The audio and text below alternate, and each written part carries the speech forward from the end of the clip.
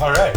Here we are again. Welcome back to the Joe and Todd show. I'm Todd Wade. And I'm Joe Mathis. This is fun. It's exciting. We have a guest today. We have another guest. We're super excited. This is our second guest on the Joe and Todd show. I think it's the third, but we want to do more. We may have four. This may be the fourth guest. Oh, really? We've had a lot of guests, actually, if you think about it. We'll have to go back and count. I think this is the fourth. I'll have to have Cheryl go back and count. Anyway, we're super excited about today's guest. If you're creative and you've got to be out there looking for creatives, because I think creative people inspire creative people. Yes. Is really what it comes down to. And we're always on the search for who in the world is doing something different and fun and that sort of thing. Well, in our town, there's a person whose Instagram numbers just keep going up. And we heard that there's even like a national brand that's even caught their attention and wants to know more about it. So we've invited today Caryn Arnold, and Caryn is awesome. She's a teacher. 18 Doll Street. Yes, 18 Doll Street is her Instagram. Check it out. Handle, right? And we're super excited. So welcome aboard, Caryn. We're glad you're here at the Joe and Todd show. Thank you. It's fun. I'm so happy to be here. This is really cool. I just love to hear creative stories. And when did you first get into creativity? My whole life. I was born this way. I love it. It's awesome. But I've really only just become comfortable calling myself creative recently. I can totally relate to that. Yeah. Would give me compliments like, "Oh, you're so creative," and I would almost be bashful or modest about it, like, "Oh no, anybody can do this." And then it turns out that really, it is something that I think you are born with. Absolutely, that's hilarious you said that, because I kind of have the same journey. I think for a long time, I thought creativity was negative. I thought people, like, you hear creative attributes like they're disorganized or they're late or all these things that creatives are. And I didn't want to be that. And so I took the negative, like, I don't want to be that person. And I don't know for you, but for me, I wasn't great in art class. I had a lot of art class, but I wasn't the top student.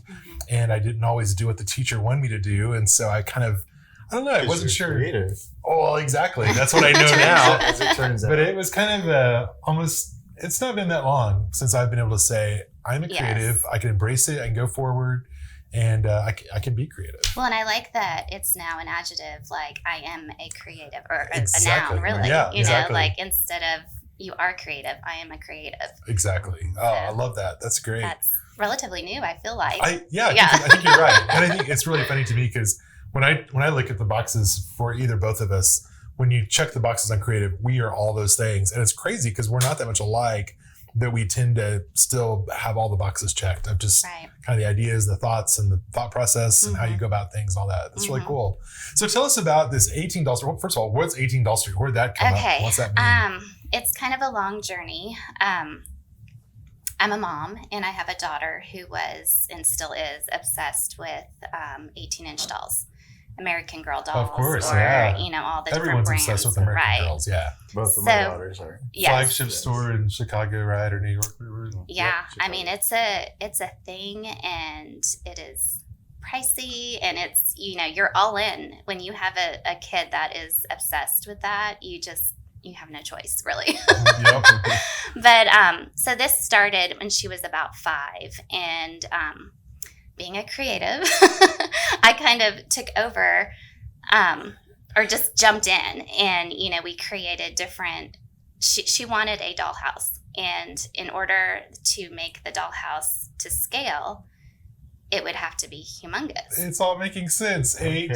Yes. 18-inch doll. Yes. I love it. So my husband decided to build her a dollhouse, and it was huge. I mean, it's 2-story, and it started out 2-story. It's now 3 stories. I think there's a picture. Yes. Instagram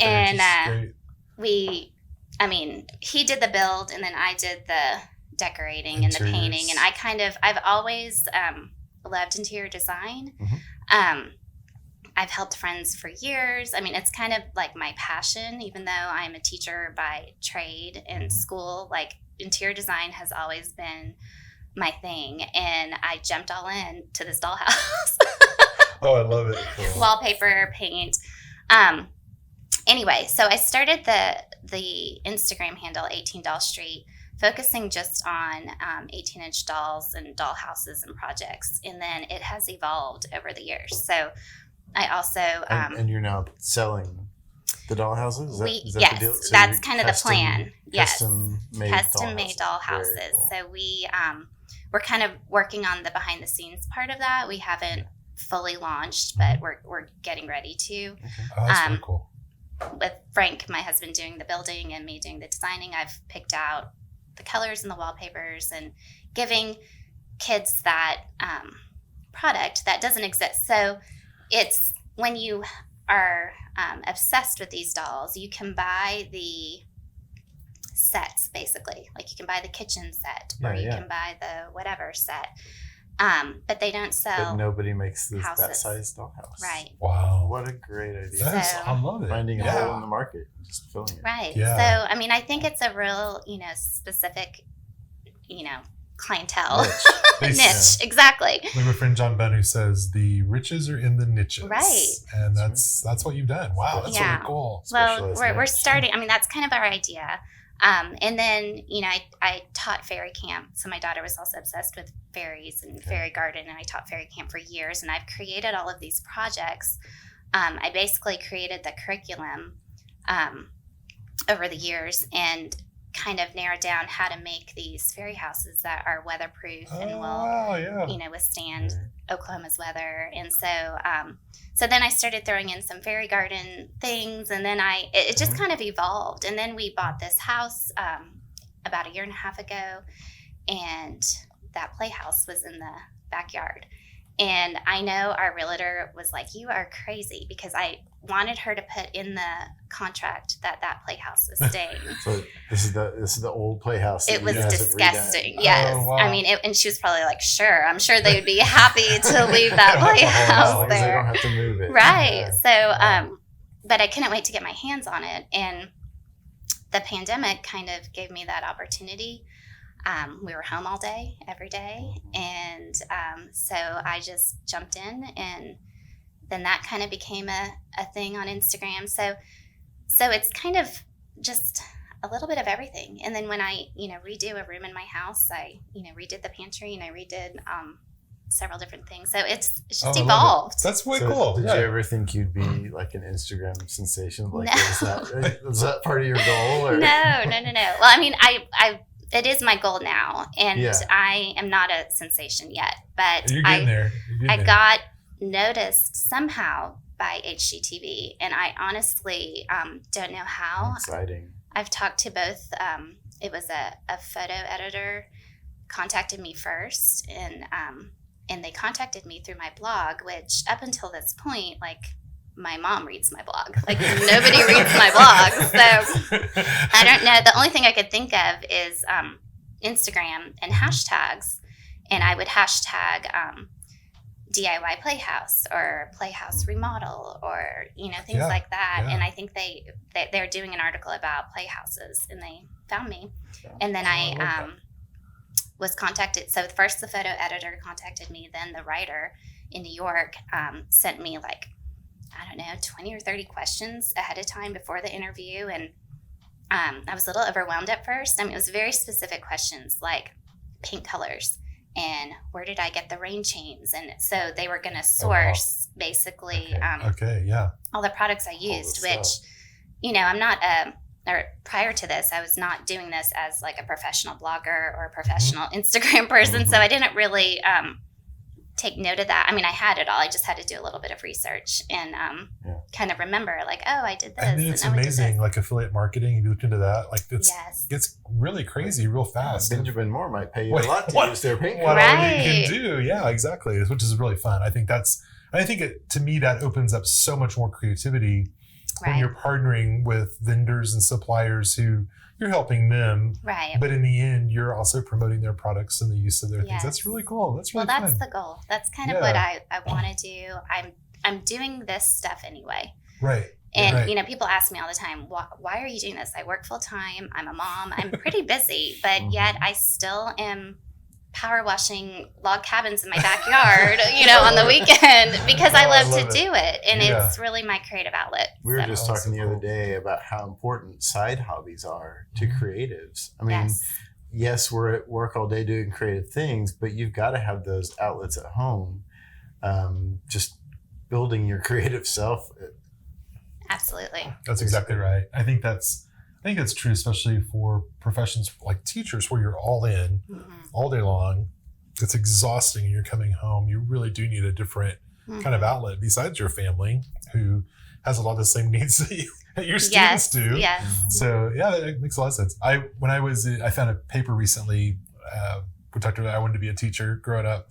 And this school paper, it said, I want to be a teacher when I grow up so that I can make cool bulletin boards. And it's like, I don't know what I was thinking, but for some reason in my mind, when I wrote this paper, I was like thinking, I just love bulletin boards. That looks fun. Yeah. Look at that fun paper and those borders. That's the reason I want to be a teacher.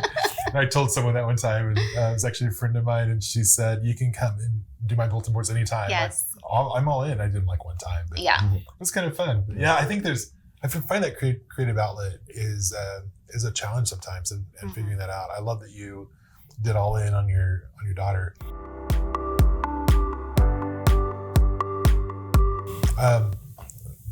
I think one of the challenges too, I love what you're talking about with HGTV and Instagram, trying to figure all that out, and the hashtags. Hashtags are amazing. And are you intentional with your hashtags? Do you use the same ones over and over? How do you do that? No, I'm learning basically the hard way. I'm doing a lot of reading right now about Instagram growth and blog growth and advertising and affiliate marketing, and it's like learning a new language. It is. It kind of is. And it changes. Oh my gosh. That's what's strange. Right. Yes. And I found just from reading about all of this that I'm kind of coming into this at a hard time. I think it was easier for Instagrammers to take off a couple years ago. And there's this new algorithm everybody's talking about. I don't understand it at all. But it is interesting. Like there's a push for Reels right now, which is kind of like the little videos, like the TikTok videos. And I've done a couple of them. A lot of people are like, you have to do this. You have to. This is how you get Instagram growth. And I'm not super comfortable being on camera. That's another kind of issue, you know. But I've done it. And in fact, even like this morning, I made one kind of a how-to video. And it's like 10 seconds on how to make this watercolor fairy garden or fairy silhouette. And I published it or whatever on Instagram. And an hour later, I looked at my phone and it had 1,300 views. I love it. And I'm like, I don't know how that happened. Video. But then I'll have, your mom looking at it over and over. Right, it probably is. Yeah, it's like, oh, great job, Caryn. You know, right? That's probably what it is. But it makes no sense to me because then, you know, like yesterday, I posted something else and I had like 26 likes. Right. And I think that can be discouraging. I know for us on Instagram, you don't even know what it's going to pick up. You really don't even know where it's going to be or the hashtag that's going to hit. And sometimes it's just trial and error and trying stuff and doing it over and over and hoping that something comes along. And we use some intentional words, and we put together kind of a list of just intentional words we wanted to use. And so using those words consistently in our blog post or our social media posting, our blog post posting too, and then also using some intentional hashtags. But I think sometimes when I look at hashtags, they almost get annoying to me, and I have to get past that it's still helpful. If I'm looking for something, really, it's still helpful. It's all it is. If I'm searching for something. Yeah, if you're searching for something. Well, I think that's how HGTV found me. That's the only way. I mean, I don't have millions of followers, so that's the only way that it's working, but it's wow. It's hard. So have you guys talked about what the jumping off point's going to be? Like at what point do you decide I'm a part-time teacher, occasional teacher, and a full-time creative? What's that look like? I mean, that's kind of what I wanted to ask you guys. Like, at what point do you switch? I mean, the bottom line is, I feel like most creatives, we need an income. I need to it's hard to make an sometimes. Income, and so I don't know. I've been doing summer camps for so long, trying to get that creative outlet out, but this is the first year I'm not doing any of that because I'm focusing on my blog and my Instagram. I've got all of the content, and I've created all this stuff. I just have to and it takes time. I have to put it into a blog post, which takes a couple of hours, and I have to create these different things, but I'm not making any money on it, you know? So at some point, a lot of people, including my husband, are like, what are you doing? Why are you doing this? Well, I think there's the whole point too. Sometimes you have to work with your accountant and figure out, how can I even have a business that's going negative just to even get that tax benefit and some stuff like that too. And that's hard to figure out. But yeah, I know for me, I made the decision twice to go into events. The first time was when I was offered a job as a full-time role in events. And it was kind of like, oh, wow, I think I can do this. And then the second time I had kind of veered away again and was doing nonprofit work. And I started just kind of exactly like you're doing, just kind of started getting back in and doing stuff for money, and had kind of a part-time event business going. And we kind of decided, okay, it's got to be when I really feel stable in my event income, and that it's greater than my in my nonprofit world, my full-time job income. And so in 2009, we made that decision again, like, okay, I can go full-time and do events. And but it was tough. It was hard because there's a lot. I think that's one of the hard things too for creatives is like there's a lot in just setting up business that we forget about. We've actually been having a conversation with a friend recently who he kind of wants that hourly fee to be, that's going to cover everything. It's like, well, you've still got to cover your phone, you've still got to cover your space and all that. That's a hard transition from hobbyist to full-time creative. Well, and I listened to one of your podcasts about being a creative and how do you charge, what to charge, exactly. Basically. Yeah. And I have just been doing, I guess interior design. I don't want to use interior design because I'm not a trained interior designer, but I've thought, well, maybe interior stylist. I don't know what the word is, but make up something. I've been doing that for friends for free for years. And people are still, somebody just the other day, a friend, hey, I just bought a new house. Can you come help me? And I'm doing it. I love it. But it is work. I'm putting hours in to help other people's homes look beautiful for free. I think that's the easy thing to get into. And I think what you have to start doing is, first of all, developing your mindset that this is another job or this is a side business. Like I said, really creating a company and kind of starting that, even if you're doing free work, but that helps you to have, work with your accountant to kind of go, okay, I can have my expenses, my time, my mileage, whatever that might be, the clothes I'm going to wear, not usually, but one thing we were talking business about cards. Yesterday was even if you don't charge your friends that you don't want to charge, come up with what you would have charged for that work and tell them. Joe helped with the flowers for my daughter's wedding, and I told him how much it cost. He told me how much it would have cost. Well, yes, I've got that in my mind, thinking, well, okay, next wedding I need to budget for however many thousands of dollars of flower work. Or he needs to be really nice to me, so I'll do it again. Right. He's got to weigh that. Or stay friends with Joe for another 10 years. And my next daughter gets married. Yeah, but I think even just starting to do some of the elements of business, like having a business card, I think, and I think it's okay to have, just your name on there with creative, and not necessarily even say what you do and say, here's my business card. Sorry. That's another thing, is to stay open with what you're doing. Right. I love that you're doing multiple things with the dollhouses and the playhouses and the styling. And stay open to what people need done. And that's how we've kind of survived this last year, is being really open, flexible, and doing whatever anyone asks of us well, and with creativity, but with style and consistency. And I think that has been one of the secrets to our success as a company, is being willing to do whatever our clients need, whatever weakness they have in their organization. We step in and just help fill that with whatever source we have.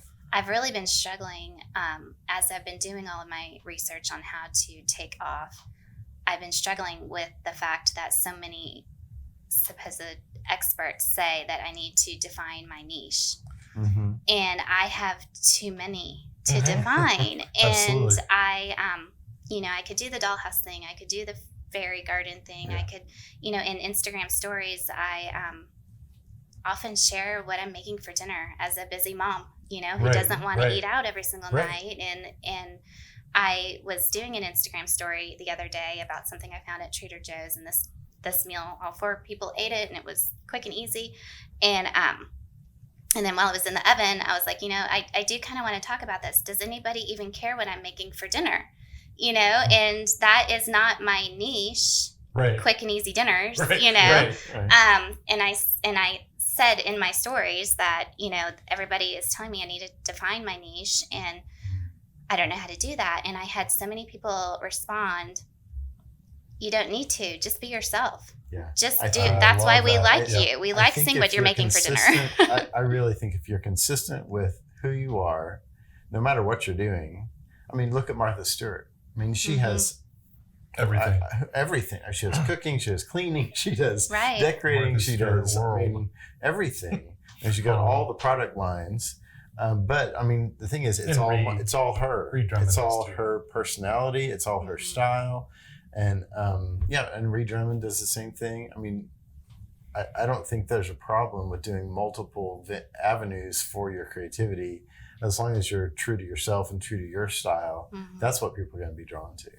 Oh, absolutely. I totally agree with that. And I think that's even jumping off and saying, I don't know which one I'm going to do, and then just see what hits and see where the market leads. And there may be something that becomes obvious. I think having a business card, and I think giving that business card out to friends, first of all, that says, I'm in business. I'm providing a service. I'm not just, exactly. I'm not just doing this as a friend.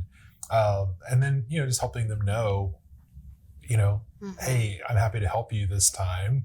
Hey, if you got friends. Oh, another thing I love, this is one of my favorite phrases, is when I'll have friends say to me, like, now I'm giving you a really good deal. Please don't tell your friends that I gave you this kind of deal. And that's really good, because that's communicating to your friend, oh, I am getting a good deal. She's not just helping me. And she does want to do more of this. So when you tell your friends, it's somebody's like, oh, I need to be telling my friends. And it almost creates that kind of atmosphere of I did get something for free and I need to somehow pay it. Pay it forward. Or is that, that fits right there. But it's return the favor. Yeah, exactly. Return the favor. And I think that works really, really, really well to do that. And I've had friends who say that, just don't tell anybody how much that I did this for free or whatever. I think that's a cool phrase. It's cool for her to use. Definitely. This is great. Any other questions you have for us that you wanted to? We wouldn't interview you, but Jen really wants this to be about you. Questions for us too, so. Return the favor. No, I mean, I think my biggest question was, how did you get started? How did you jump off? Were you? So I was actually working in architecture. We've kind of told this story on the show before, but I was an architect for 25 years. I did all kinds of architecture, commercial, retail, industrial, airplane hangars, you name it.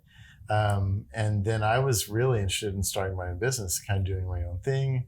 And I was working with a smaller group that I thought might work for me to kind of join in with them, but then they ended up doing their own thing. And so somewhere in there, I met Joe, and he needed some help doing some prop displays and some backgrounds and some layouts and some design for props and stuff.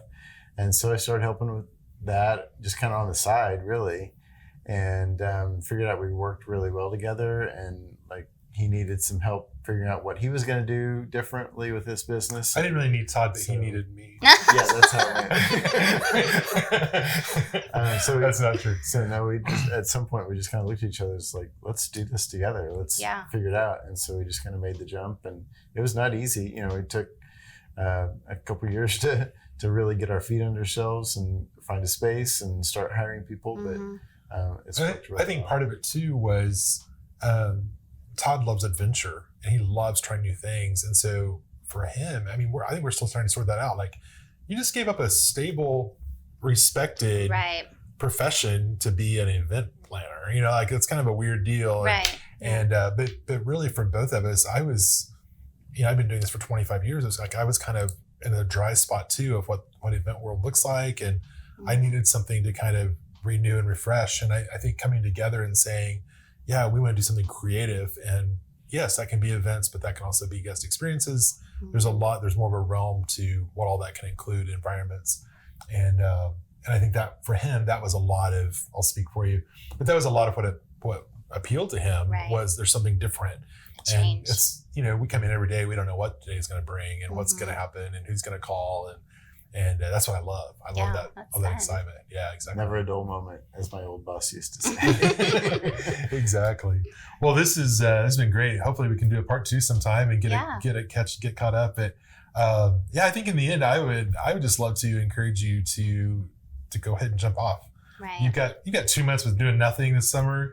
Go ahead and get an LLC, get a business going, do your paperwork, and that's official. Yeah, make it all happen and make it real. And, jump in. The article in the HGTV magazine is coming out in September. So you've got cool. So that has lit a fire under me, and that has caused me to really focus on this. And I'm pushing out a blog post a week and kind of create a schedule. But I do need a little more work in that area. Oh, I love it. This is great. To support you and help you in any way we can.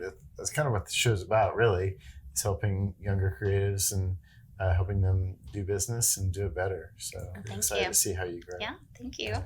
This has been a lot of fun. This episode 14 of just basically helping creatives, and obviously having Caryn here has just been a lot of fun. It's been encouraging to me to kind of realize there's a whole world out there that just needs a little bit of a push. And so hopefully that's where you are too. We're going to follow along with Caryn and make sure we see how she does in business and how that works. And we'll check in on her in the future. And would love to hear from you. If you have questions that we can answer, be sure to email us I'm Joe at rumbledrum.com, Todd at rumbledrum.com. Feel free to call us, text us, email us. Let us know what you're thinking and how we can best help you and how we can best encourage you. It's really where our heart and passion is. And that's what we want to do. So be sure and check out our show notes for all the links to Caryn's page and all the details about what she's doing, and keep up with her, and eventually the link to the story and everything. We're excited to hear her new name, what her company will be called. That's right. Creatives always have the best names. Caryn Arnold Creative. KA Creates. 18 Doll Street. 18 Doll Street. Yeah, that's a pretty cool name. Anyway, good. I like it. Anyway, so we'll catch you guys next time. Until then, take care. Have a great week.